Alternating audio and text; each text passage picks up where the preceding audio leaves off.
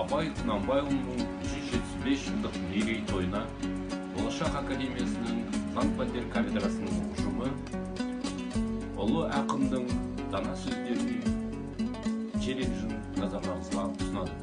Үш-ақ нәрсе адам қасиеті, ыстық қайрат, рухы ақыл, жылы жүрек. Ғылымды үйренгенде ақиқат мақсатпен білмек үшін үйрену қажет. Адамшылықтың алды махаббат пен қадірет. Ар намыссыз ұлттық сана да, ұлттық намыс та ту. Есіңде бар ма жас күнің? Есіңде бар ма жас күнің? Көңілің толық, басың бос, қайғысыз ойсыз мас күнің. Кімді көрсең бәрі дос. Махаббат қызық, мал мен бақ, көрінуші еді дос ортақ. Үміт жақын көңілің ақ, бола ма сондай қызық шақ?